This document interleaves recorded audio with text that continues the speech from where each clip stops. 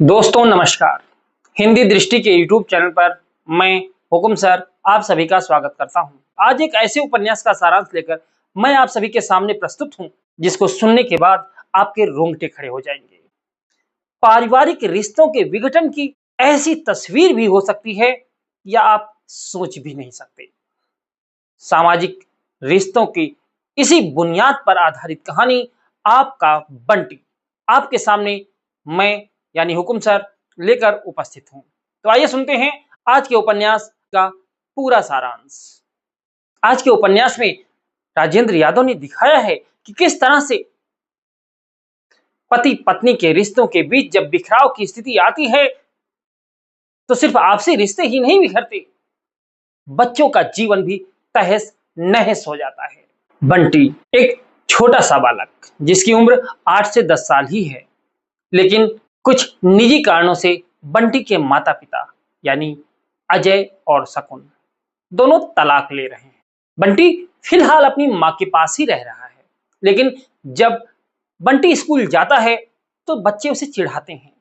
बच्चे कहते हैं कि इसके माँ बाप तलाक ले रहे हैं, अब या तो ये अपनी माँ के पास रहेगा या तो अपने पिता के पास रहेगा।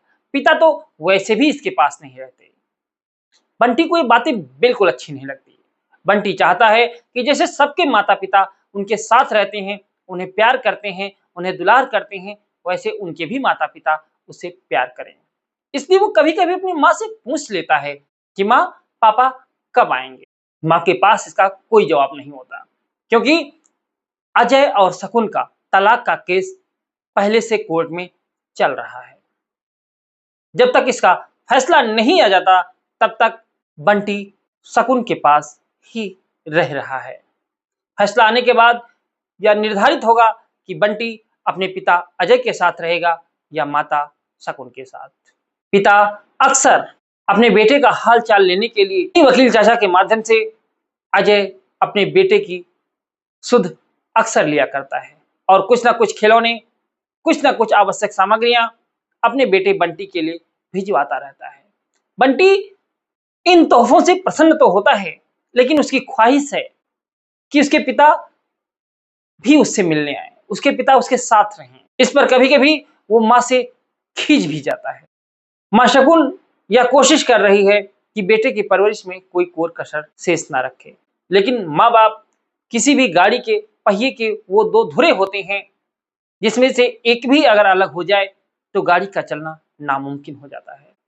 बंटी जब बीमार होता है या बंटी को कहीं आना जाना होता है, बंटी को खेलने जाना होता है, तो अक्सर शकुन बंटी के पिता को मिस करती है।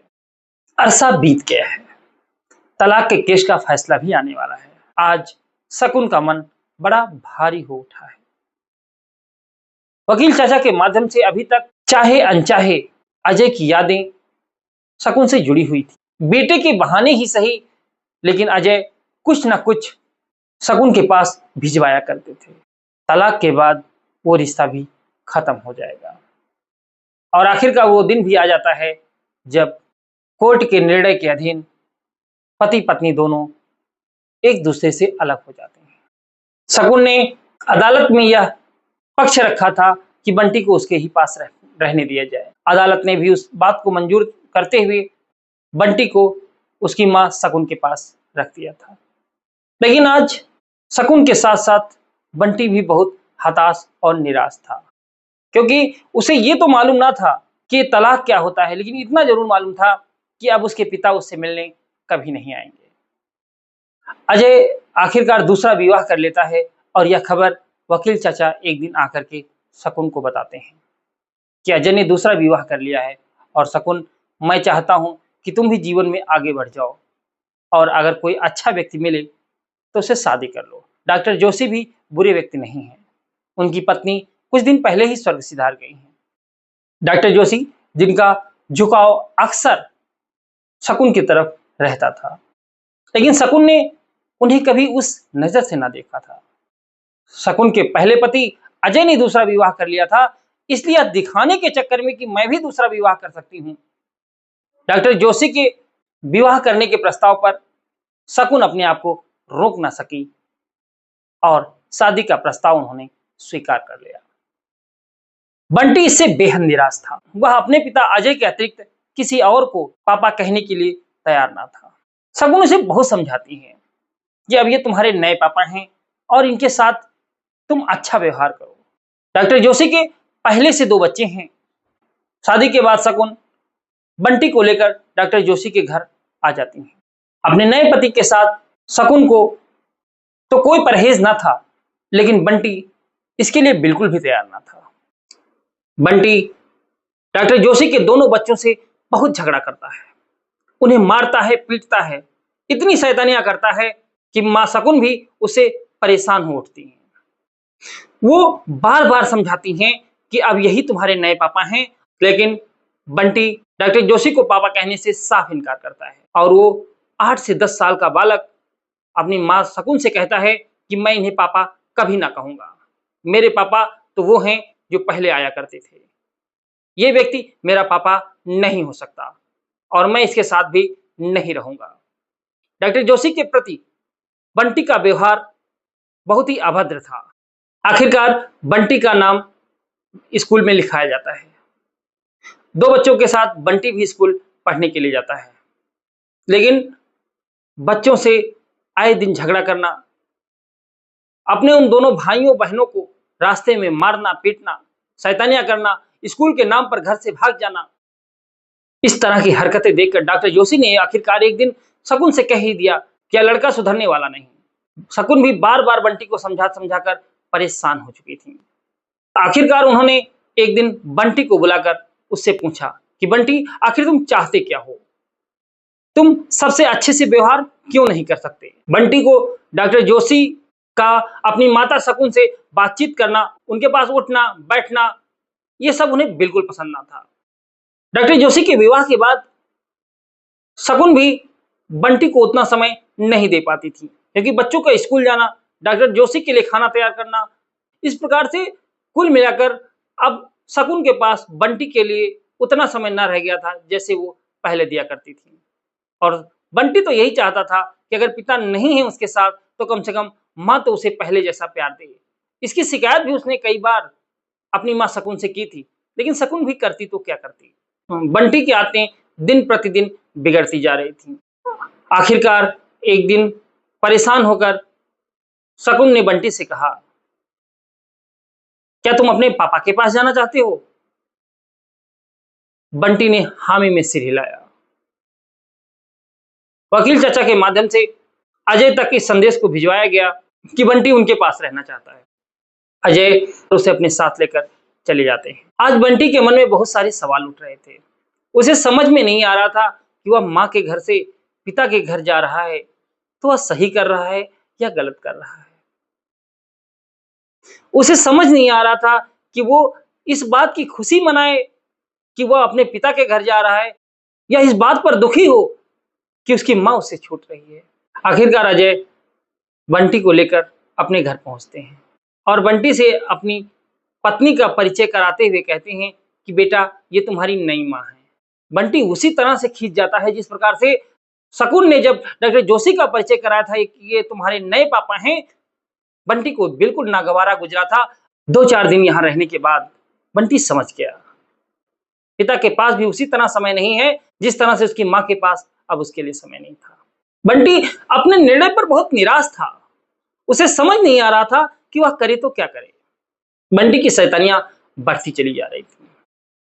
बंटी जिस तरह से शैतानी करके शगुन को परेशान किया करता था, अब यहाँ पर लगातार शैतानी करके अपनी नई माँ को परेशान कर रहा है। अजय के वापस आने पर उसकी नई माँ उसकी शैतानियों का पूरा पुलिंदा उनके सामने खोलती हैं।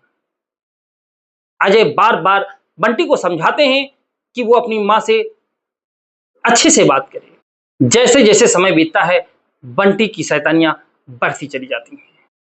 आखिरकार अजय थक हार कर बंटी का दाखिला एक बोर्डिंग स्कूल में करा देते हैं।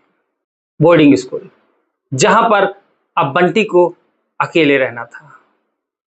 वहां ना माँ होगी और ना पिता। माँ बाप के तलाक के केस ने बंटी के जीवन को नरक बनाकर रख दिया। उसका बचपना उससे छीन चुका था।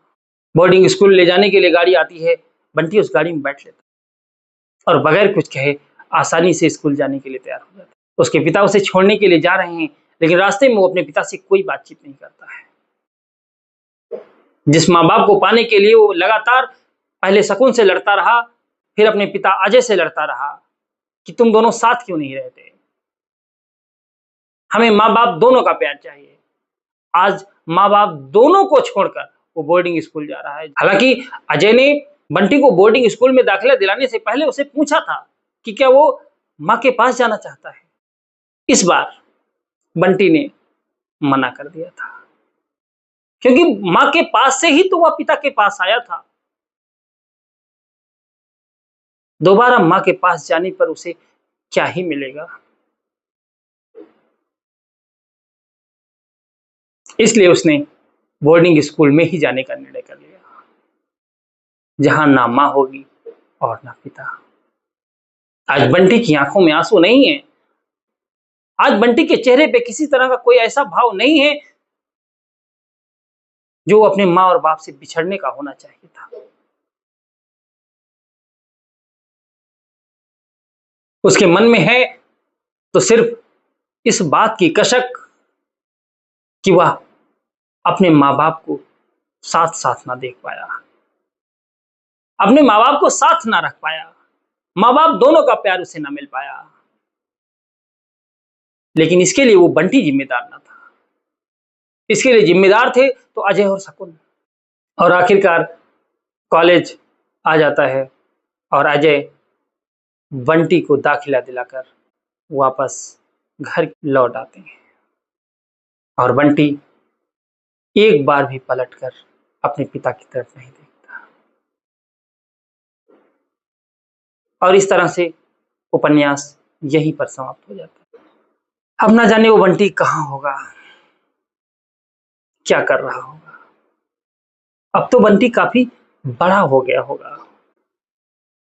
मैं सोचता हूं समाज के वो किस कोने में होगा। फिर सोचता हूं क्या कोई एक ही बंटी था? नहीं, ये किसी एक बंटी की कहानी नहीं है। इस समाज में न जाने कितनी ऐसी बंटी हैं जिनके माँ बाप उनके साथ नहीं रहते। न जाने कितने ऐसे बंटी हैं जिन्हें अपने माँ बाप का प्यार नहीं मिलता। माँ बाप की गलतियों की सजा उन बच्चों को उठानी पड़ती है। तलाक तो माँ बाप लेते हैं, अलग तो माँ बाप होते हैं, लेकिन वास्तविक कष्ट अगर कोई भोगता है तो उनके बच्चे, क्योंकि जिन्हें ना तो माँ का ही प्यार मिल पाता है और ना ही पिता का संरक्षण। ऐसी स्थिति में बच्चे वास्तविक संस्कारों से फलीभूत नहीं हो पाते और ऐसे बच्चे ही बड़े होकर या तो मुश्किल परिस्थितियों का सामना न कर पाने की वजह से आत्महत्या कर लेते हैं, या तो समाज में कोई सक्रिय भूमिका अदा नहीं कर पाते। मैं पूछना चाहता हूं कि माँ बाप की उन गलतियों की सजा जो अलग होकर के अपने बच्चों को देते हैं, उसमें उन बच्चों का क्या कसूर होता है? आखिर उस शकुन और अजय की आपसी तलाक की वजह से उसका भुक्तभोगी बंटी क्यों बने? समाज में न जाने कितने बंटी आज इस तरह से इन स्थितियों को, इन परिस्थितियों को झेलते हुए अपना जीवन बिता रहे हैं, लेकिन उनकी इन समस्याओं का हल ढूंढने वाला कोई नहीं है। माँ बाप तो छोटी छोटी बातों के लिए एक दूसरे से अलग हो जाते हैं, संबंध विच्छेद कर लेते हैं, लेकिन उसका वास्तविक परिणाम उनके बच्चों को भोगना पड़ता है, जिसका असर न सिर्फ उनके बचपन पर पड़ता है, बल्कि उनका पूरा का पूरा जीवन संघर्ष से भरकर रह जाता है। आशा करता हूं कि बंटी आज जहां भी होगा स्वस्थ होगा, अच्छा होगा और एक अच्छा जीवन जी रहा होगा। लेकिन फिर किसी बंटी के साथ ऐसा ना हो, इसी उम्मीद के साथ हर उस माँ बाप से या गुजारिश है, किसी भी संबंध को विच्छेद करने से पहले एक बार जरा अपने बच्चों के बारे में जरूर सोच लें। तो यह थी आज के उपन्यास आपका बंटी की पूरी समीक्षा और सारांश, जिसे मेरे यानी हुकुम सिंह के द्वारा प्रस्तुत किया गया। ऐसी ही कहानियां और उपन्यासों को सुनने के लिए हमारे चैनल को लाइक, शेयर और सब्सक्राइब करें और देखते रहें हिंदी दृष्टि विद हुकुम सर। बहुत बहुत धन्यवाद।